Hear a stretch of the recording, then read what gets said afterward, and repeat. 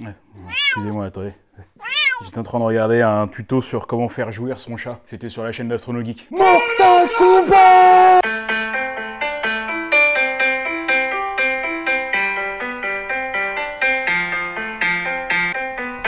Ah, mais pour un film comme ça, fallait que je vous envoie du lourd dès le début. Mesdames et messieurs, bonjour, bienvenue sur 12 Parts Gag. J'espère que vous allez bien. Non, moi, comme d'hab, ça va pas pire. Bon, ça y est, hein, les vacances sont finies. Hein. Bon, depuis un moment, je sais, mais j'avais pas sorti de vidéo depuis, donc je le dis que maintenant. Et une fois n'est pas coutume, j'ai décidé pour cette rentrée 2022-2023 de vous reparler d'un film sans rapport avec l'espace. Mais je tiens à rassurer tous ceux qui en ont rien à foutre du genre de ce film, je n'abandonnerai jamais l'astronomie, puisque c'est le cœur, c'est l'essence même de ma chaîne. Et lorsque je commencerai à parler de tout et n'importe quoi et que je ne saurai plus où je vais, c'est ce moment où je repenserai à cette très belle phrase d'un film d'auteur très profond. Quand tu ne sais plus où tu vas, regarde d'où tu viens. Et il faudra à ce moment-là que je me rappelle d'où je vienne. Toi avec ta gueule, tu viens du cul d'un éléphant. Puisqu'aujourd'hui j'ai décidé de vous parler d'un film qui m'a accompagné pendant toute mon adolescence et qui m'accompagne encore aujourd'hui. Un film que je connais absolument par cœur, une franchise que j'adore, Mortal Kombat! J'ai demandé sur Twitter, pour ceux qui me suivent, c'est-à-dire une toute petite minorité d'entre vous, si vous préféreriez que je parle de Mortal Kombat ou de Street Fighter. C'est Street Fighter qui a gagné, donc pour remercier, je parle de Mortal Kombat. Pour faire chier, absolument, oui. Ah, salaud. Eh oui, peut-être que si vous aviez été plus nombreux à voter, j'aurais fait la même chose. Pas grave, on parlera de Street Fighter dans la vidéo d'après. Allez, vous êtes prêts? Fight!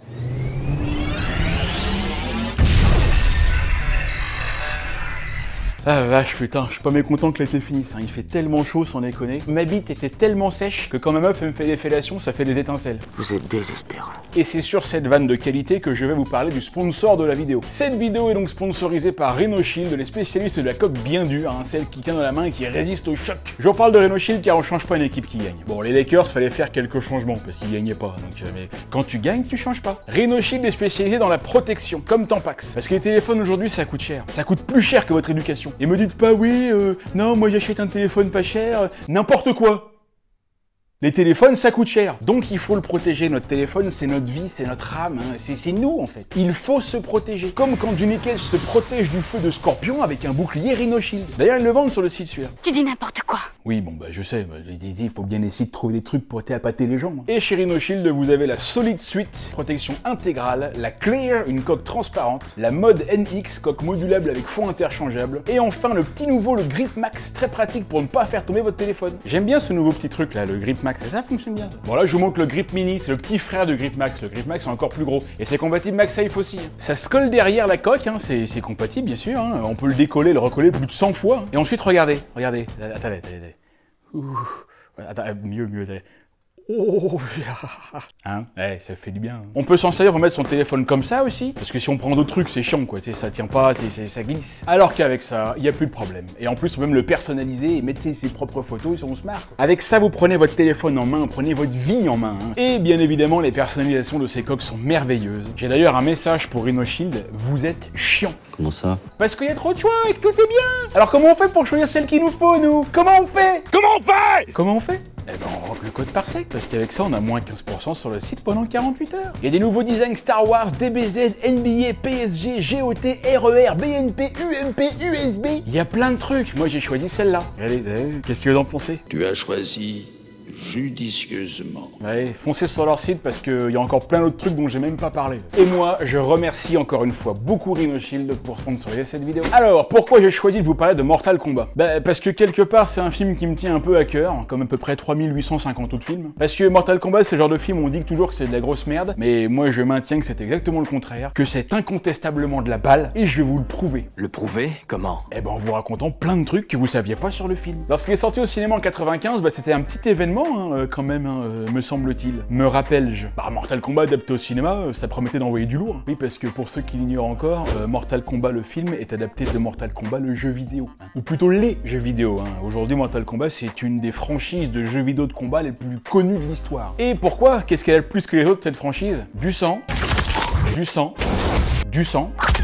du gore, du dégueulasse, de l'horrible, de l'ignoble, de l'atroce. En un mot, PH. Nous, on va s'intéresser au film, et je dirais même au premier film sorti en 1995. Il y en a eu un deuxième après, Mortal Kombat Annihilation. Et bien sûr, le remake sorti en 2021. Alors pourquoi c'était un événement? Bonne question. Bah parce que jusqu'ici, les films qui avaient essayé d'adapter les jeux vidéo, bah, c'était comme toutes les comédies françaises qu'on voit depuis quelques années, de la grosse merde. D'abord, on avait eu Super Mario Bros hein, en 93, hein. Vous vous souvenez de ce film? Il y a des fois où il y a des producteurs et des réalisateurs qui feraient mieux de rester couchés. Je crois que Super Mario Bros est à mettre au panthéon des adaptations cinématographiques de jeux vidéo les plus scandaleuses de l'histoire. Qu'est-ce qu'on a eu ensuite? On a eu Double Dragon, hein, en 94, avec Marc Dacascos et Robert Patrick. Et donc là, on va pousser un peu Mario sur l'étagère là au panthéon, puis on va mettre Double Dragon juste à côté, parce que malheureusement, c'est pas beaucoup mieux. Et ensuite, surtout, on a eu Street Fighter. Et du coup, comment on fait? Comment on fait? Parce qu'avec Mario et Double Dragon, là, on a plus de place. Hein. Enfin bref, on peut dire qu'Hollywood nous avait pas habitués à soigner les adaptations de jeux vidéo au cinéma, avec 3 films qui ne respectent absolument pas l'histoire du jeu qu'ils adaptent. Mais tout changea en 1995, quand Lawrence Kasanoff, le producteur de Terminator et True Lies, a pris les choses en main. Après l'échec de Street Fighter au cinéma, lui s'est dit qu'il voulait faire un film d'arts martiaux avec des effets spéciaux. Il a regardé ce qui se faisait un peu à l'époque et on était alors en pleine ferveur pour le jeu Mortal Kombat, un nouveau jeu vidéo de baston ultra sanglant, avec des scènes de torture, du sang qui gicle partout, des bras, des jambes, des têtes arrachées, et surtout, à la fin des combats, des grosses fatalités où chaque personnage avait une prise spéciale qui explosait l'adversaire en 1000 morceaux, le tout fait avec des personnages en prise de vue réelle. On les prenait en photo en train de faire leurs conneries là, leurs coups de pied là, ils se cassent la gueule les connards. Ensuite on les numérisait, hein, on les mettait le truc dans un ordinateur, hein, on faisait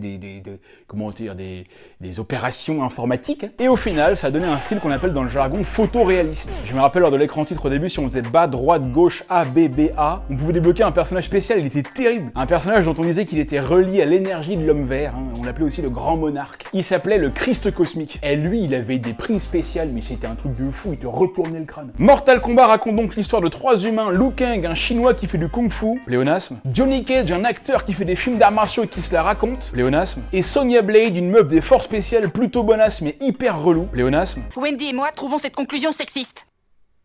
Gérard. C'est superbe, je m'en fous. Qui vont devoir, malgré eux, en fait ils ont été choisis par Raiden, le dieu du tonnerre, participer au Mortal Kombat. Un tournoi organisé entre plusieurs mondes, plusieurs dimensions, dont une qui s'appelle l'Outre-Monde, c'est comme Marseille mais en mieux, qui veut envahir la Terre. Et donc ils vont devoir se battre contre des types pas mal chelous. Un ninja qui glace des trucs, un autre qui lance un harpon, un type à 4 bras. Et au final ils vont réussir, il y aura même plein de gamins avec des petits drapeaux qui courront partout, et ça c'est beau. Alors c'est vrai qu'on compare très souvent Mortal Kombat et Street Fighter parce que ce sont les deux adaptations des deux plus grosses franchises de jeux vidéo de combat de l'histoire, mais surtout parce qu'il y a un lien qui va encore plus loin que ça en fait, un espèce de lien un peu malgré lui entre les deux films. Faut savoir que les deux créateurs de jeux Mortal Kombat, au tout début, ils voulaient s'inspirer du film Bloodsport avec Jean-Claude Van Damme, un film dans lequel il est déjà question d'un tournoi d'arts martiaux. Et Ed Boon et John Tobias, les deux créateurs, Boon et Tobias à l'envers ça fait Noob Saibot, un des personnages cachés du jeu, ça c'est pour les connaisseurs. Et donc les deux là, ils kiffaient tellement Van Damme dans Bloodsport, Frank Dux qui s'appelle, qu'ils s'en sont directement inspirés pour créer l'un des personnages principaux de Mortal Kombat, Johnny Cage. Pour un peu le reconnaître à son physique, là, ils ont le même short noir et la même ceinture rouge, mais surtout à sa signature move, le grand écart, l'attache de couille. Je crois que c'est comme ça que ça s'appelle la prise. On voit Van Damme le faire dans Bloodsport et c'est un des coups les plus connus de Johnny Cage. Et quand ils ont contacté JC Jean-Claude pour jouer JC Johnny Cage, un personnage qui avait été littéralement créé pour lui, eh ben il pouvait pas, parce qu'il était engagé sur Street Fighter. Quelle ironie. N'est-ce pas? Et au final, ils ont eu l'acteur Linden Ashby. On peut pas tout avoir. Hein. Linden Ashby, dont le vrai prénom est Clarence. J'adore ce prénom, Clarence. Pour le personnage de Liu Kang, le personnage principal du film en fait, un personnage basé sur Bruce Lee dans le premier jeu, ils ont fait appel à un acteur sino-américain, Robin Chou, de son vrai nom Chou Wan Por. Voilà, le nom du mec c'est Por. Et connard. Alors lui c'est pas un bouffon, hein, c'est un vrai kung fu man, ou kung fuka, ou kung fuiste, je sais pas. Pas un mec qui fait du kung fu quoi. Parce que le type en fait, il en fait depuis son plus jeune âge, il a même remporté 2 médailles d'or au championnat de Chine.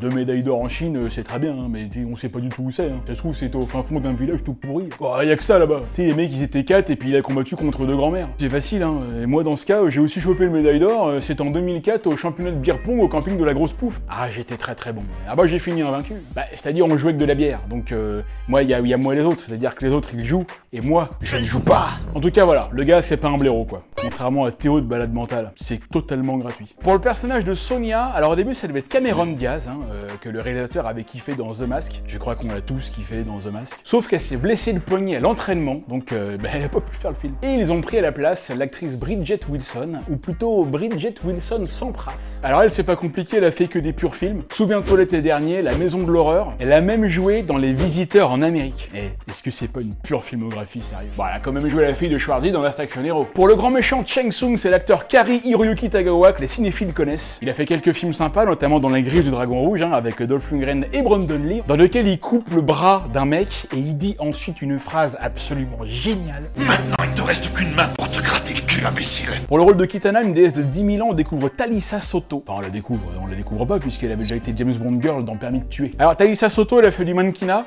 on comprend facilement pourquoi. Mais surtout, elle a fait un très mauvais choix au début de sa carrière parce qu'elle a tout simplement refusé de poser nue pour Playboy. C'est dommage quand même. Pour moi, c'est un choix qui n'a absolument aucun sens. À mon avis, elle a dû être très mal conseillée. Pour jouer Kano, ils ont fait appel à un youtubeur, PH du Point de Genius. Vous déconnez, vous trouvez pas que Kano il ressemble à PH du Point de Genius? Non mais sans déconner, t'as pas fini avec tes conneries là, n'importe quoi. Si, attendez, quoi, carrément. Pas du tout, c'est comme si toi je te disais que tu ressemblais à Sub-Zero. Bah bien sûr je ressemble à Sub-Zero. Regarde, attends, il est comme deux gouttes d'eau là. Oh, ouais, c'est vrai que tu lui ressembles, ouais. On va plus t'appeler Yann Solo, on va t'appeler Yann Zero. Salaud va. Tiens, enculé, tiens.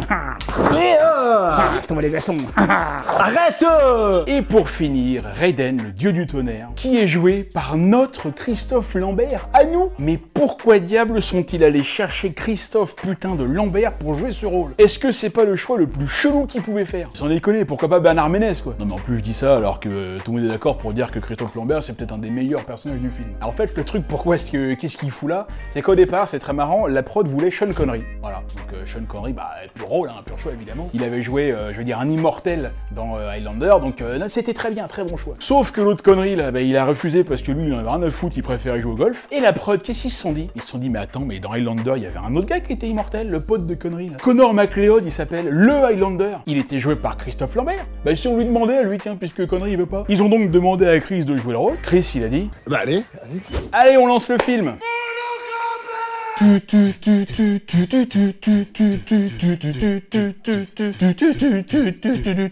je le fais à la bouche parce que si je mets la vraie musique, la vidéo va être démonétisée, donc je suis un petit peu obligé de trouver des petits trucs quoi. En tout cas, ça commence direct à don, enfin on sait que ça va donner. Franchement, c'est mortel le début là, avec le feu, le logo, les lettres qui apparaissent en mode ninja comme ça. Ouais, putain, voilà ce qu'il faut faire si vous voulez que votre logo ait de la gueule. Ah bah c'est sûr que si Joséphine Ange Gardien commençait comme ça, il y aurait peut-être plus de monde qui regarderait. Et là, bam, premier plan assez ouf, avec une voix grave derrière. Et donc qu'est-ce qui se passe là? Il y a deux types qui se regardent vénère, ils font un battle de regard. Il y en a un c'est un gamin et l'autre c'est un vieux. Et waouh, pas le temps de niaiser, ça commence direct. Et pas dans ta gueule. Donc là on a un type qui tabasse un mineur en mode normal. Loup, l'âme de ton frère est à moi. Tu seras le prochain. Et là, le fameux coup du cauchemar. Si c'est pas un truc les plus basiques, mais pourtant les plus utilisés du cinéma, ça. Le personnage qui se relève d'un cauchemar d'un seul coup, comme ça, tu sais, alors qu'en vrai, ça se passe pas du tout comme ça. Vous êtes déjà réveillé dans pleine nuit d'un cauchemar en faisant comme ça d'un seul coup. Et ça arrive pas. En tout cas, ce procédé-là, il y a vraiment que dans les films de merde qui l'utilisent. Vous avez vu le type, il a une grosse tête et pas d'épaule. Il doit avoir une petite bite alors. Bon, c'est un chinois. Bon, il se lève, il est dans sa chambre, on croirait Matrix, et là il lit un télégramme qui dit que son frère est mort. C'est donc lui, le personnage principal, Liu Kang. Changement de décor, on se retrouve dans une boîte de nuit chelou, là il y a une meuf badass, fusil à pompe et tout, et elle dit qu'elle veut Kano. Elle appelle son pote Jax, elle est déjà vénère, elle est blonde, c'est Sonya Blade. Et là on découvre un autre personnage, il a une sale gueule, la moitié du visage défoncé, un œil chelou, c'est Jean-Marie Le Pen. Y a pas à tortiller, c'est bien lui. Ou alors ça pourrait bien être Kano, justement. J'adore la ponctualité chez une femme. Ouais, moi aussi, pareil. Surtout quand il s'agit de me servir une bière avant l'apéro. Pas vous, Monsieur Shang Tsung. Et ben voilà, c'est lui, Shang Tsung. Petit dialogue, là on apprend que Sonya en veut à mort à Kano parce que la dernière fois il avait pas prévenu qu'il allait balancer la purée. Ouais mais à sa décharge, je veux dire, c'est vrai que le premier soir, ça peut mal passer. Titre. Et qu'accessoirement il a aussi buté son coéquipier. Sonya est toujours en train de défoncer tout le monde, personne ne lui dit rien, tout le monde s'en fout, les mecs qui continuent de danser dans la boîte comme si rien n'était. Et comme la musique est vraiment un chien, elle décide de flinguer le DJ. Tu vas mettre du Big Flo et Oli? Oh non, non, s'il vous plaît. Bon bah mets du Julien Doré alors. Et là, il meurt. Bah évidemment, c'est en même temps ce qui a un peu tendance à arriver quand tu défonces un mec au fusil à pompe. Bon, ça décharge encore, elle est blonde et américaine, donc assez peu de chances de pouvoir discuter. Allez, ensuite une porte s'ouvre, un type entre, des gars l'attendent, et là direct baston. Non mais en fait ça arrête pas quoi. Le film est commencé depuis littéralement 5 minutes, c'est déjà la 3e scène de baston. Mais quel putain de bon film. Quel putain de bon film. Et c'est au moment d'étaler le dernier qui lui dit C'est là que tu dois tomber. Mais où Où vous l'avez trouvé, celui-là? Et ouais, c'était un tournage, c'était une séquence de baston pour un film, le gars est acteur, hein. Et ça ne peut donc être que Johnny Cage, la star du cinéma d'action américain. Johnny Cage. C'est marrant parce que le réalisateur là, au départ, ça devait être Steven Spielberg qui aurait dû faire un caméo. Parce que Spielberg, lui, il adore les jeux vidéo, hein. C'est un secret pour personne. Bah, il a pas réalisé Ready Player One pour rien. Et il était d'accord et tout, hein. Il voulait bien faire le caméo dans le film. Mais au dernier moment, il a pas pu, voilà, problème de planning. Donc ils ont essayé de le remplacer par un type qui lui ressemble. Putain, mais qu'est-ce que ça aurait été génial d'avoir un caméo de Spielberg dans Mortal Kombat. L'un des plus grands réalisateurs de l'histoire dans un film de ouf comme ça, quoi. C'est un peu comme si moi je faisais un caméo dans un film de Marc Dorcel. Et là, il y a quelqu'un qui est assis sur sa chaise. Le type est une sorte de fusion entre Dominique Strauss-Kahn et Demis Roussos. J'ai lu la presse et elle est loin d'être tendre. Ouais, on dit que je suis un imposteur. Ça, c'est parce que tu joues trop à Among Us. Et son maître lui dit qu'il peut prouver que c'est pas un tocard, contrairement à ce que tout le monde pense, en participant à un tournoi. Il y a un bateau qui est numéro 40, Hong Kong.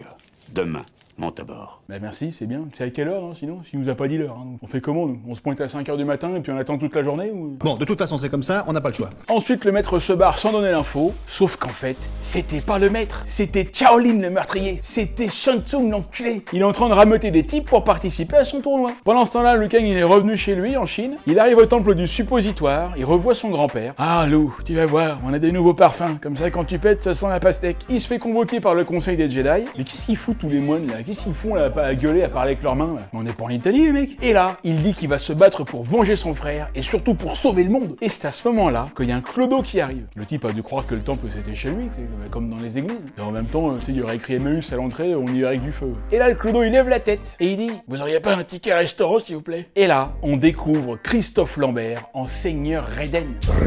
Donc Raiden, il engueule Liu Kang, il lui fait la morale, il lui dit que oui, il peut pas gagner si il veut juste se venger. Il faut qu'il y ait autre chose, qu'il y ait une autre motivation, qu'il en veuille. Mais comment on fait pour en vouloir? Bah, faut que tu tapes 36-15 qui n'en veut. C'est pour les jeunes qui n'en veulent. Rappelle-toi ce que disait Maître Steven. Il me faut des types comme toi, des jeunes qui en veulent. Bon, en tout cas, Liu Kang est vénère, il veut venger son frère, donc il se casse. On retrouve Johnny Cage sur le port, Liu Kang est déjà là aussi, Sonya est là aussi, et il y a un bateau qui arrive et il est méga chelou. Avec de la fumée autour, tu sais, on croirait une attraction Euro Disney. Putain, la fumée qu'il fait, c'est pas possible, quoi. Non, mais il y a le feu dessus, quoi. À mon avis, les matelots, ils ont oublié de débrancher la machine à fumer. T'imagines, t'entends Shang Tsung au loin. Il y a trop de fumée, les gars, on n'y voit plus rien, là. Keno est là aussi, et j'aime beaucoup ce qu'il dit. Viens voir papa.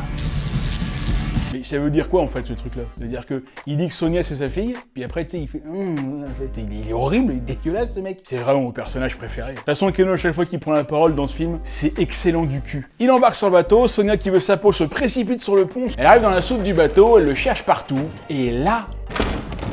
Elle est assez jolie quand même. Vous savez quel âge elle a dans le film là? 22 ans. Le meilleur âge, hein. Quoique un peu vieux. Mais... Et là, il y a Mushu qui arrive. Je suis Shang Tsung. Je suis Shang Tsung. Il essaie de l'impressionner un peu. Bon, le bateau est un peu dégueu, mais moi j'ai une cabine personnelle et tout. Hein. J'ai même la télé avec le câble. Hein. Si ça vous dit, on fait le voyage ensemble. Et on peut venir nous, parce que j'ai pas de cabine non plus moi. Vas-y, je te donne ma place, entre petites bites, vous comprendrez. Et là, d'un seul coup, il y a deux ninjas qui arrivent. Un bleu et un jaune. Et franchement, ils sont à la fois cheap, mais pas mal classe quand même. Un peu comme moi. Enfin, classe en 1995, hein, parce que de nos jours, ce serait pas comme ça. Ah bah, même les cosplayers, ils font mieux maintenant. Et pourtant, Dieu sait que je les aime pas, ces tocards. Hein, tous ceux qui marchent dans les allées des conventions pendant 3 jours en attendant qu'on les regarde. Alors, c'est qui eux? Scorpion et Sub-Zero. Eh oui, les deux fameux ninjas les plus connus de la franchise. Ils sont là depuis le début. Sub-Zero a le pouvoir de la glace, c'est pour ça qu'il est bleu. Et Scorpion a le pouvoir du feu, c'est pour ça qu'il est jaune. Je sais pas si vous savez, là, dans le film, Sub-Zero est joué par un Français qui s'appelle François Petit. C'est beaucoup moins impressionnant tout de suite. En même temps, c'est vrai que les noms et les prénoms français, c'est rarement la classe, quoi. Tu peux pas t'appeler Michel Dubois et être un super-héros, ça marche pas. Et donc ils se mettent en garde pour combattre. Mais attends, ça veut dire quoi ça veut dire que le tournoi il va commencer maintenant là? Y a même pas une cérémonie d'ouverture, tu sais, un petit pot de bienvenue, un petit verre de l'amitié sur le pont, tu vois? Sonia le pointe avec son gun et l'autre il le refroidit tout de suite. Et Scorpion c'est pas mieux, lui il a un alien qui lui sort de la main. Et là ça va partir, accrochez-vous. Oh, qu'est-ce qui se passe? Il y a des éclairs là, les deux Janine se font maîtriser. Ah mais c'est Raiden le SDF. En fait il est vraiment pas mauvais lui. Bon, Raiden engueule Shang Tsung parce que les ninjas ont attaqué les humains avant que le tournoi commence, donc du coup Sonia elle comprend rien. Mais quel tournoi? Vous avez été choisi, Sonia, pour mon plus grand plaisir. Putain mais lui comment il est chaud sur Sonia depuis le début. Alors vous êtes Raiden? Bah évidemment, connard, c'est maintenant que tu t'en aperçois, toi. Tout à l'heure, quand il a fait ses éclairs avec les yeux, tu crois qu'il a fait ça comment? Tu crois qu'il a eu des doigts branchés dans une prise, non? Il est même pas le courant dans votre temple de merde, là. Et c'est à ce moment-là que pour la première fois du film, il va pas y avoir de baston pendant 5 minutes et qu'on va se concentrer un peu sur l'histoire. Raiden va enfin leur expliquer un peu ce qu'ils foutent là. Alors il dit comme quoi que oui, il les a choisis pour défendre le royaume de la Terre dans un tournoi qui s'appelle Mortal Kombat. D'ailleurs, j'ai pas compris, c'est Raiden qui les a choisis ou c'est Shang Tsung? Parce que Raiden il dit qu'il les a choisis, mais il a rien foutu, c'est Shang Tsung qui est tout seul les chercher. Faudrait savoir. C'est pas clair, non, c'est pas clair. Il leur explique qu'il y a plusieurs royaumes, notamment un qui s'appelle l'Outre-Monde, c'est un monde où il y a plein de loutres, et qu'il y a un type super puissant qui veut envahir la Terre. S'il est réellement si puissant que ça, pourquoi il nous a pas encore envahis? Je kiffe la rapidité avec laquelle les mecs acceptent le truc. Il y a 20 minutes, ils étaient sur le quai, ils savaient même pas ce qu'ils foutaient là, et maintenant on leur dit qu'il y a un royaume qui veut envahir la Terre, et puis là t'es là, ah non, si, ça se tient. En plus, il raconte que des conneries, putain, il y connaît rien. L'essence de Mortal Kombat n'a rien à voir avec la mort, mais seulement la vie. Oui, c'est ça, vachement, oui. Mortal Kombat n'a rien à voir avec la mort. Et le royaume, ça n'a rien à voir avec le lion. Il y a juste Mortal dans le titre, mais c'est pas grave. C'est sûr que quand tu regardes les images du jeu, ça n'a rien à voir avec la mort. On laisse toujours les personnages en vie à la fin des combats. Ouais. Putain, mais quel tocard ce Raiden, je le déteste déjà. Pourquoi vous nous racontez tout ça? Bah, je me faisais chier chez moi, alors j'ai mis une perruque et je suis venu ici pour foutre les jetons avec une histoire que je viens d'inventer. Le fameux rire de Christophe Lambert, cultissime. Peut-être l'un des trucs les plus connus du film. C'est dire si le reste est génial. Bon, pendant qu'ils racontent leurs conneries, il y a Shang Tsung qui se la raconte en faisant des trucs chelous là. Que le tournoi commence! Comment ça, c'est maintenant sur le bateau? C'est la cérémonie d'ouverture, ça y est, ça commence. On va peut-être enfin avoir droit à notre verre de sangria. Ils arrivent sur l'île, on est toujours en Thaïlande. Sonia, elle essaie d'appeler Jax, mais ça marche pas, ça capte pas. Donc qu'est-ce qu'elle fait? Elle jette son toki sur la plage. Direct. Normal, ils viennent d'arriver et elle balance déjà ses merdes sur le sable. Ça se fait pas. Bon après, si, en Thaïlande, si. Mais moi, je faisais beaucoup, parce que bon, tout on s'en fout. C'est loin de chez nous, tu vois. Mais normalement, c'est dans un film, ça se fait pas, on te regarde. Et en plus, c'est pas le toki qui marche pas, c'est parce que ça capte pas, c'est tout. C'est pas le toki. Et pourquoi ça capte pas? Mystère. Ah, vous l'avez bien kiffé celui-là. Allez, tout le monde arrive, ça a l'air sympa, on se croit au Club Med, hein. Il y a Popeye et Bobo qui sont là. Ils ont déjà repéré Sonia. Hein. Oh putain, regarde la petite avec le... Là, c'est la seule meuf du groupe, alors bon. Et là, on découvre la princesse Kitana, qui est là tranquille en train de se faire son petit pique-nique à l'ombre. Elle se boit son petit Gewürz. Putain, le regard qu'elle lui lance. Eh, mais si ça, c'est pas une invitation à se faire déglinguer, je sais pas ce que c'est. Moi, les femmes, elles me regardent toutes comme ça. Je dois dégager un espèce de charisme naturel, je sais pas, il y a quelque chose qui fait que... ouais. Bon, après, ça me le fait que au bois de Boulogne, je sais pas pourquoi. Et là, Shang Tsung s'adresse à une statue pour lui dire de bien surveiller Kitana parce que c'est une grosse allumeuse. Et il faudrait pas qu'elle déconcentre les participants. Et moi, c'est déjà fait en ce qui me concerne. Y'a plus de musique? Bah, c'est pas ma faute, y'a la CD qui est finie là. Bah, tu le remets au début, merde. Allez, c'est parti pour le banquet d'inauguration dans une ambiance chaleureuse et bon enfant. Il y a du monde, on se fait plaisir. Voilà Solo, qu'est-ce que c'est que ce truc? Mais tu m'as dit de remettre le CD au début. J'ai déjà dit de jamais travailler avec des compiles. Et tous ceux qui ont la ref, vous êtes des très très bons. C'est marrant parce que tu sais, le repas là, on dirait qu'il n'y a pas grand monde. Tu sais, c'est le grand tournoi pour conquérir la Terre, les mecs ils sont 8 quoi. En fait, tout le monde s'en fout de ce truc. Kitana, elle est pas invitée, elle est punée tout seule dans son coin là. Bon, elle peut regarder quand même les autres qui se goinfrent, hein, mais tu sais, elle doit être trop dégoûtée quoi. Liu Kang il la regarde. Eh, mais toi, arrête de regarder les gens comme ça, je te jure. En plus, Kitana, tu remplaces le T par un L et tu rajoutes un autre N et ça fait Nick Anal. Ouais. Oui, j'ai été la chercher un peu loin celle-là, je sais, mais bon. En tout cas, on lui ferait bien une bonne grosse fatality dans sa chatte. Non, c'est censé être un film dégueulasse, les gars. J'essaye juste de coller à l'ambiance, moi. Mais non, mais là, c'est pas pareil. C'est un tournoi d'arts martiaux, ça n'a rien à voir. En même temps, il a raison. Hein. Ah, bah, vous voyez. Grosse fatalité dans son... Non, on a compris. Raiden, il est là, mais il est pas invité non plus. Lui, on ferme carrément la porte. Hein. Il a pas le droit de voir. Là. Et c'est parti. Tous les gardes descendent et commencent à se pousser que les participants, là, ils défoncent le buffet, ils renversent tous les plats. Mais putain, c'est quoi ce gâchis? Mais expliquez-moi le sens de faire ça. Putain, mais c'est ça d'engager des bénévoles. Tu vois, les mecs, ils s'en foutent. De toute façon, ils sont pas payés. Et là, Sub-Zero arrive, il fait des wouya. Il y a un bénévole qui s'avance aussi. Il lui arrive à lui. Il s'est fait mal, non? Ou alors peut-être il est sourd, je sais pas, mais... Je vois pas le rapport. Mais si, parce que c'est un peu comme ça qu'il parle pour dire bonjour. Et c'est parti, il file des coups de latte à l'air. Ouais, enculé d'air, je te déteste. Soigny. Il a dit quoi là? Soigny. Soigny. Soigny comme Florent Soigny. Pendant ce temps, Janine le ninja, il concentre son énergie et attention, c'est parti et... La vache, il l'a refroidi là, il l'a gelé sur place. Et oui, parce que si vous n'êtes pas trop con, vous avez compris que Sub-Zero, ça veut juste dire en dessous de zéro, hein, la température à laquelle l'eau gèle. D'où le, hein, le, hey, je vous explique parce que je sais que ça vole pas très haut ici. Et on découvre Goro. Alors Goro, c'est un des boss de Mortal Kombat, un sous-boss en fait, une espèce de monstre à 4 bras ultra balèze et surtout plutôt beau gosse. Hein. Je sais pas ce que vous en pensez, mais on pourrait vraiment croire qu'il est jumeau avec Théo de Balade Mentale. C'est toujours gratuit, oui, absolument. Shang Tsung arrive, il dit à Keno qu'il va se battre contre Sonia, mais qu'il faut pas la tuer. Et il leur dit dit aussi de se méfier de l'autre chaudasse de Kitana parce qu'elle peut se changer en cougar. En cougar comme l'animal? Mais comment ça se fait? Princesse Kitana est âgée de 10 000 ans. Ah oui, 10 000 ans. Ah oui, effectivement, là, ça fait du sacré cougar. Championne olympique. Là, Brigitte Macron n'a qu'à bien se tenir. On va essayer de voir quelle crème anti-rides elle utilise parce que ça marche bien. La vache, 10 000 ans quand même. Là. Ça doit être plus très frais à l'intérieur. Sauf si elle met de la crème anti-rides à l'intérieur. Il y en a qui le font. Oui, bah moi par exemple je le fais.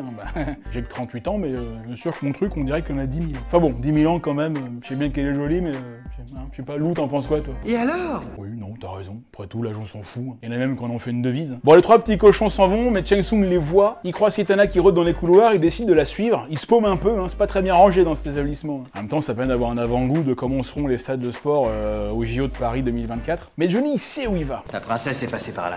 Oui, la princesse est passée par là, puis après elle a bien pris le temps de remettre toutes les toiles d'araignée bien comme il fallait. Ouais. Il est bien con aussi, lui. On dirait Tom Cruise. Il se retrouve dans la même pièce qu'au début, et là les gars, préparez-vous, parce que le premier vrai combat du film, c'est maintenant. Et là, on va vraiment voir à quel point les mecs sont mauvais. Enfin, pas Liu Kang, évidemment. Robin Shou, lui, c'est un vrai artiste martial. Lui, il fait des trucs de ouf. Mais alors les autres sont déconnés, mais alors, déjà, Johnny Cage, il y a 3 gars qui l'attaquent dans l'escalier, mais Théma où il frappe les types. Il est là, et eux, ils frappent là. Ils sont à 3 mètres de lui. À moins qu'ils voulaient encore frapper l'air, je sais pas ce qu'ils ont contre l'air, c'est peut-être une secte anti-air. Et puis sinon, alors, au niveau des règles du tournoi, on en est où, là? Les participants peuvent se faire attaquer à n'importe quel moment? Comment ça se passe? C'est dans le règlement, c'est bon, ça étonne personne. Tout le monde trouve ça très naturel. De toute façon, on s'en fout, puisqu'ils les ont niqués. Et d'ailleurs, Raiden, le type qui ne sert le plus à rien de ce foutu film, est là pour les applaudir. C'est bizarre, tout à l'heure, il pouvait pas venir, et puis maintenant, il est là. Bon, allez, c'est parti. Premier combat officiel du tournoi, il y a une arène, il y a un public, il y a le proviseur, il y aurait donc des règles. On va passer rapidement parce que des combats, va y en avoir quelques-uns. Liu Kang et l'autre gars s'échangent quelques politesses, et à la fin, c'est Liu Kang qui gagne. Putain, mais Théma, la coiffure de Liu Kang, quoi. On dirait que le type s'appelle Ghislaine. Lui, il sait se battre, mais alors chez lui, il a pas de miroir. Et là, Shang Tsung Mirai s'approche. Lui aussi, d'ailleurs, elle a bien besoin d'aller chez le coiffeur. Et là, il aspire l'âme du type dans les vapes. Donc, le créateur du tournoi a le droit de tuer les participants. Il a l'air quand même de plus en plus chelou, lui. Il commence dangereusement à se rapprocher de Han, l'organisateur du tournoi d'arts martiaux complètement taré dans Opération Dragon avec Bruce Lee. Allez, deuxième combat avec Sonya. Alors là, comme c'est moins intéressant, il y a des gens qui se sont barrés, donc pour faciliter le public, le Real a ramené les mecs de l'équipe technique. Et là, Sonya, elle s'échauffe. Elle est balèze, Ouais, à mon avis, elle doit au moins égaler la force de Mireille Mathieu. Comme c'est mignon. Non mais sérieux quoi, on dirait une Barbie. Et pourquoi ils n'ont pas engagé Cynthia Rothrock? Elle au moins est déchirée sa race, elle a envoyé du lourd. Voilà, ça c'est digne de Sonya Blade. Non mais sérieux, est-ce que vous imaginez que sur ce move-là, Bridget Wilson, elle s'est disloquée l'épaule? Non mais elle a rien à faire, juste un pauvre mouvement et elle se blesse quoi. Tu peux pas prendre ces gens-là au sérieux quoi, sans déconner. Ça m'énerve moi ces gens-là. Et là, il y a PH qui arrive. Enfin Keno pardon. Ah non mais il y a pas moyen, pour moi c'est les mêmes. Allez c'est parti pour un combat hyper équilibré entre un mec bien stockma et une petite meuf de 55 kilos. Elle lui met quelques nions même si on dirait vraiment qu'elle est nulle à chier. Et au final ça se termine par une petite prise assez sympa que j'aimerais bien tester. Ah Shang Tsung il apprécie aussi. Ah bah c'est-à-dire Shang Tsung et moi on a un petit peu les mêmes passions et regarder les belles femmes et puis chourer les âmes des gens. J'aime bien parce que dans le public t'en as qui sont à fond et d'autres qui en ont rien à foutre. Et Sonya brise le cou de Kano avec ses jambes. À noter quand elle l'attrape comme ça c'est une prise spéciale bien sûr qui existait depuis les tout premiers jeux. Et là d'un seul coup, pour aucune putain de raison, on retrouve Johnny Cage tout seul dans les bois qui fait le tourisme pour l'application Throttle de PH. Il était pas au combat de Liu Kang et de Sonya, tu sais pas pourquoi. Peut-être il était parti aux truffes. Mais le problème, c'est qu'en forêt, on peut trouver des scorpions. Enfin, un scorpion qu'on appelle le scorpion jaune, lanceur de trucs chelous dégueulasses. C'est son vrai nom scientifique. Et là, ils se mettent en garde, un nouveau combat va commencer, mais cette fois sans ring, sans public, sans personne, et donc sans règles. Parce que c'est ça aussi Mortal Kombat, on est avant tout là pour s'amuser et prendre du plaisir. Alors cette fois, avec Johnny Cage et Scorpion, on est en droit d'espérer un combat un peu plus classe que les deux premiers pourris qu'on vient de voir. Scorpion et Johnny Cage font partie quand même des personnages les plus connus de la franchise, ils sont là depuis le début. Scorpion est même sur les couvertures des jeux Mortal Kombat 10 et 11. C'est même lui l'un des personnages principaux du remake de 2021. Ça commence dans la forêt avec Scorpion qui lance son kunai attaché à une corde qui représente le dard du Scorpion. Johnny Cage réussit à l'éviter, il court alors vers Scorpion en décochant son fameux coup de pied à la Matrix, et Scorpion les téléporte dans un autre lieu, une sorte d'autre dimension qui est aussi l'une des techniques de Scorpion dans le jeu. Et là c'est vraiment parti pour un combat cool, il est assez long, il y a une bonne chorégraphie. C'est peut-être la meilleure séquence de combat du film. En tout cas si c'est pas la meilleure, elle est dans le top 3. Johnny Cage s'en prend plein la gueule mais il répond, et à la fin, Scorpion fait sa signature move, il retire son masque, il dévoile son crâne de squelette, il mange un piment en cachette et il crache du feu. Technique qui constituait l'une de ses toutes premières fatalités dans Mortal Mortal Kombat 1. Fort heureusement pour Johnny Cage, un bouclier se trouvait là, ainsi qu'une lance qui lui permet de se protéger du feu et même de tuer Scorpion qui explose. Avec en plus un petit autographe de Johnny Cage en guise de clin d'œil à l'une de ses fatalités aussi dans le jeu. On se posera pas la question de savoir ce que cet autographe foutait là. Est-ce que c'est Johnny qui en avait un dans sa poche? Est-ce que c'est Scorpion qui en avait un dans sa poche? Il cherchait peut-être juste à avoir une dédicace de Johnny depuis le début. Si ça se trouve c'était en fait juste un fan. En fait Johnny Cage il tue ses fans, comme Arnaud d'Astronogeek. Et du coup alors, comment c'est comptabilisé ça par rapport au tournoi? Parce que vu qu'il y a personne pour regarder, ça compte quand même ou pas? Qui valide? On n'a pas d'informations, je sais pas. On va ensuite certainement assister au combat le plus pourri de tout le film. Liu Kang contre Kitana. Talisa Soto essaie bien de faire quelques efforts, mais en fait on voit que c'est complètement naze. Là elle l'étrangle avec rien. En plus on est tous bien frustrés de voir Kitana habillée de la sorte, alors que normalement elle devrait juste porter ça. Bah, une bonne adaptation de jeu, ça passe aussi par les costumes. En plus elle lui donne des conseils pendant le combat. Pour remporter le combat suivant, sers-toi de l'élément qui donne la vie. Et comment ça le prochain combat? Comment elle sait que Liu Kang il va avoir un prochain combat? Donc ça veut dire que c'est lui qui va gagner. Donc elle a prévu de perdre. Mais c'est quoi ce combat foireux? Il y a même pas de public. Et à la fin le combat se finit comme ça. Voilà, il n'y a pas eu de mort, on sait même pas qui a gagné. Pas compris, voilà. Mais encore une fois, même quand c'est officiel, c'est pas clair. Ensuite on se retrouve dans une pièce sombre avec un type qui dépose des seaux d'eau et qui boit. Ah bah c'est Raiden, tiens, il est encore là lui. On avait commencé à l'oublier tellement il sert à rien. Lui. Un peu comme François Bayrou. Liu Kang arrive et c'est Sub-Zero qui le rejoint pour un nouveau combat épique et fight. Bon, beau petit combat aussi, hein, bien sympa, on est au même niveau que Johnny Cage contre Scorpion, sauf que là le combat dure exactement 44 secondes jusqu'à ce que Sub-Zero commence à concentrer son énergie. Alors on sait pas ce que c'est, ça a l'air assez balèze, mais le problème c'est que ça met longtemps à se mettre en place et il faut rester immobile pendant au moins 2 minutes. Comme moi quand j'essaie d'avoir la Gaule. Ça fait un peu penser au Genki Dama de Son Goku. Ce qui est d'ailleurs complètement con puisqu'on l'a vu tout à l'heure geler un mec en 5 secondes. Aucun sens. Du coup Liu Kang a le temps de choper le seau d'eau, de le balancer sur Sub-Zero et les gouttes d'eau forment une stalagmite qui va se planter dans le bide de Sub-Zero. Et là, Goro entre en scène. On voit une tripotée de participants qui se font tous éclater au sol. Alors qui sont ces mecs? On les a jamais vus. On sait pas contre qui ils se sont battus, ce qu'ils foutent là. Et là, chez les gentils, c'est un type qui s'appelle Arklin qui va se battre contre Goro. Alors lui, on sait pas qui c'est. Il est inconnu au bataillon. Ce personnage n'existe pas dans aucun jeu Mortal Kombat. On décide d'inventer un vieux type tout pourri qui découvre Goro au moment où il monte sur scène alors que 3 secondes avant, Goro arrive en hurlant dans la pièce, tout le monde l'entend sauf l'autre abruti qui doit être sourd. Allez, le match commence. Goro, il est énorme, hein. Il est gigantesque. Il doit faire au moins 3 mètres de haut. Il a une bite tellement grosse qu'elle doit avoir sa propre bite. Goro lui fait une petite salade de patates. Pourtant, c'est chelou, il est encore plus lent qu'un escargot en déambulateur. Putain, il a une gueule, on dirait Schwarzenegger. Et à la fin, évidemment, finish him. Mais c'est quoi cette vieille fatalité de merde? Attendez, on est dans Mortal Kombat, le jeu réputé pour ses fatalités aussi horribles que géniales. Et là, Goro, il tue Arklin avec un pouf coup de poing dans l'épaule. Par contre, Shang Tsung, il lui choure encore son âme. Vous avez remarqué, Shang Tsung, il choure les âmes que des noirs. Peut-être parce que les blancs n'ont pas d'âme. Bon, les Chinois, eux, on le sait, ils n'en ont pas. C'est pour ça qu'il le fait d'ailleurs. Et donc, Johnny Cage conclut un marché avec Shang Tsung. Il demande à affronter Goro alors que c'est pas à lui de combattre. Et en échange, Shang Tsung choisira qui il voudra pour le combat final. Et on se demande bien qui va choisir ce vieux vicelard. Sauf que Raiden, il l'entend pas de cette oreille. Sauf que Shang Tsung, il lui dit: les règles sont très claires. Quoi? Les règles sont claires? Bah voilà la plus belle connerie du film, tiens. Cherchez plus, on l'a trouvé. Hein. Mais y a aucune règle dans ton putain de tournoi, connard. C'est pas clair du tout, on ne comprend rien. Où on en est d'abord là? Il reste qui? Y a même pas un tableau avec les participants comme dans DBZ. Et alors en plus, on peut choisir qui on combat maintenant. C'est un tournoi où tu peux choisir tes adversaires. Mais c'est n'importe quoi. C'est bien les Chinois, ça. Alors c'est très marrant parce que tout à l'heure, quand Raiden donnait des conseils, il a dit à Johnny Cage que son plus gros défaut, c'était de se jeter dans les combats tête la première sans réfléchir pour prouver que c'était le plus fort. Toi, Johnny, tu as peur d'être un imposteur.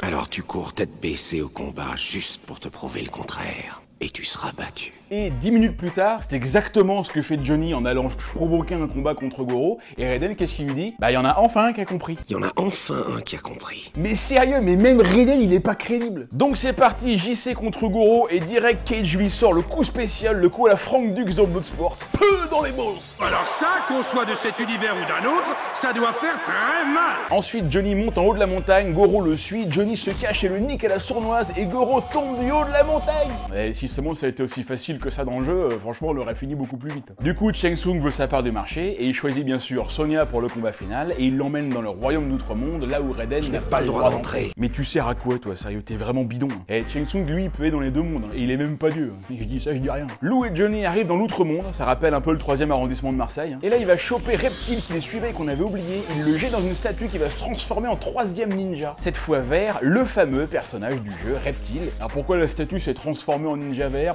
On en est plus là. là. Nouveau combat entre Liu Kang et Reptile, qui est pas mal du tout, hein, et surtout lors de laquelle on voit Liu Kang faire son fameux coup de pied ciseau. Qu'est-ce que c'était mortel ce truc là. Je le faisais tout le temps. À noter que pendant tout le combat, on ne sait pas du tout où se trouve Johnny Cage. Il pourrait tout à fait venir l'aider, mais bon, il doit être en train d'acheter des cartes postales. Liu Kang tue Reptile en l'écrasant, et là il y a Kitana qui apparaît et qui lui dit: Tu as enfin compris, Liu Kang. Qu'est-ce qu'il a compris encore? Qu'il fallait qu'il tue les adversaires. C'est-à-dire, ça s'appelle Mortal Kombat, donc à un moment donné, oui, il faut tuer les adversaires. Ça, j'ai compris, oui. Allez, on monte dans la tour et on découvre Sonya qui attend son tour. Titre: ah bah voilà. Ah bah là, oui, là je dis d'accord. Mais comme je disais, Shang Tsung est avant tout un homme de goût. Bon, je change, c'est lui mon personnage préféré. Sonya lui dit qu'elle ne veut pas l'affronter et que ses amis vont venir la chercher, et d'ailleurs, ils sont là. Ils ont fait vite, hein. Saisissez-les! Non, restez où vous êtes. Oserais-tu déshonorer les règles du tournoi? Je crois qu'il les a déshonorés plus d'une fois, oui. Titre: et là, c'est Liu Kang qui défie Shang Tsung pour le combat final et il lui dit que s'il veut pas, il a perdu. En fait, c'est hyper facile ce tournoi. C'est-à-dire, toi, en tant que participant, tu défies le boss et s'il veut pas, il a perdu. Les deux combattants se préparent, le combat va être épique. Très jolie la robe. Bon, je rechange, c'est Johnny Cage mon personnage préféré. Allez les gars, everything comes down to this. Les NBA Finals commencent, mais là il faut une seule victoire, c'est win or go home. Et c'est parti! Alors là il y a de la Corée là, c'est peut-être le plus joli combat du film, on kiffe bien ce passage. Shang Tsung se prend une baigne, donc il va faire appel aux âmes qu'il a récupérées pour faire apparaître d'autres types, mais Liu Kang les nique facilement. C'est-à-dire tant qu'ils auront pas compris que ça sert à rien d'aller les uns après les autres et qu'il faut y aller tous en même temps, on n'avancera pas. Allez, rebaston, et là Liu Kang il déconne plus, faut finir le film. Il enchaîne Shang Tsung, et attention pour le coup final. Boule de feu comme dans le jeu et Shang Tsung s'écrase dans les pics à brochettes, comme dans l'une des fatalities les plus connues du jeu. On va pouvoir faire un bon barbecue. Et voilà, c'en est fini de Shang Tsung et toutes les âmes peuvent retourner au paradis. Nos héros ont gagné, ils ont empêché l'empereur d'Outre-Monde d'envahir la Terre. Et accessoirement, ils se sont trouvés un petit rencard. C'est marrant, cette fois c'est un lien avec Dragon Ball, puisque on peut trouver la femme de sa vie lors d'un tournoi d'arts martiaux, hein, n'est-ce pas Son Goku? Raiden est là, il les attend. Je crois qu'on peut raisonnablement dire que c'est le personnage le plus inutile du film. Attendez, il a rien branlé, le Raiden. Les seuls conseils qu'il a donnés, fallait pas les suivre. Bon, mais c'est pas fini parce qu'à la dernière seconde, l'empereur d'Outre-Monde revient pour leur dire qu'il va tous les niquer. Je viens prendre vos armes. Ça m'étonnerait. Yeah, Mortal Kombat. Ça, c'était une dinguerie monumentale. Non. Et si vous voulez connaître la suite, regardez ce chef-d'œuvre qui est Mortal Kombat Annihilation, qui commence à la seconde où Mortal Kombat finit et qui se bat depuis des années, hein, depuis sa sortie, je crois, hein, avec Dragon Ball Evolution pour la première place du pire film de l'histoire de l'humanité. Heureusement qu'il y a Sandra S quand même, hein, qui remplace Bridget Wilson dans le rôle de Sonya.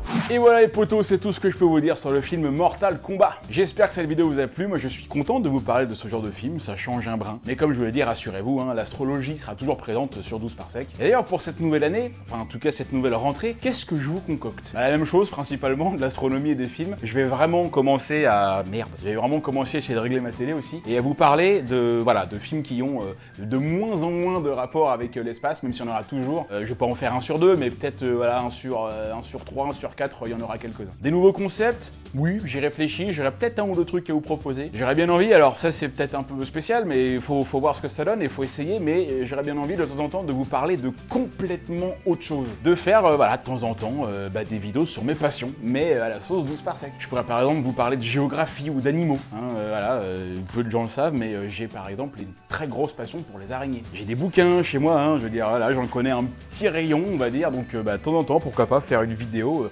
sur les araignées, mais à la sauce 12 par sec. Je peux vous parler de basket aussi, par exemple, mon autre très grande passion, peut-être que vous l'aurez remarqué. Je pourrais bien sûr vous parler de toute l'œuvre de Marc Dorcel, puisque c'était aussi mon ancien patron. Enfin bref, j'y réfléchis, je m'avance pas, mais ne vous étonnez pas si à un moment donné ou un autre, vous voyez fleurir sur cette chaîne des petites vidéos un petit peu sur d'autres sujets. Voilà. J'aurais bien envie aussi de mettre des vidéos en non répertoriées sur ma chaîne et de partager les liens pour ceux qui me suivent sur les réseaux sociaux. J'ai déjà fait cet été en partageant sur Twitter un court-métrage que j'avais fait il y a 20 ans avec des potes et il a été pas mal, il était bien reçu. Je vais aussi, peut-être, j'en ai souvent parlé, mais faire des vidéos un peu plus courtes, les gens. 35 à 40 minutes, c'est pas possible. Si, c'est possible, il y en a qui font ça, il y en a qui font plus.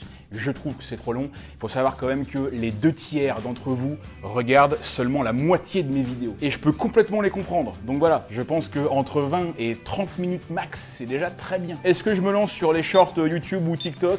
peut-être, c'est pas complètement impossible. Le seul truc, c'est que pour les shorts, j'aime pas du tout le fait que ça apparaisse sur la chaîne en vignette avec les autres vidéos normales. Ça casse complètement le truc et l'identité un peu visuelle de la chaîne, quoi. Et rien que pour ça, je serais capable de pas le faire. Je vous annonce aussi que je pense me lancer un peu sur Twitch. J'ai envie de raconter des trucs, j'ai envie de passer du temps avec vous, de me marrer en parlant de cinéma, d'astro, de plein d'autres trucs, tout seul ou avec des potes. Il y aura PH, il y aura Arnaud, il y aura Nico, il y aura peut-être Bruce, Dégadé, tous les copains seront de passage. Je ne sais pas quand ça va arriver dans l'année, je suis d'une bille en Twitch, il faut que je connaisse plein de trucs, mais en tout cas, il y a 3 chances sur 4 que ça arrive. Donc il va encore falloir bien bosser pour cette nouvelle année et surtout que la 100e vidéo arrive à grands pas. Celle-ci est à la 96e et aussi les 200 000 abonnés, les gars. Si on passe les 200K avant la fin de l'année, ce sera quand même extra. Allez, je vous laisse, je vous dis à très vite pour la prochaine vidéo. Ce sera sur Street Fighter, évidemment la suite de Mortal Kombat. Et ensuite, on repart sur une bonne vidéo astro. C'était Yann Solo sur 12 Parsec. Ciao.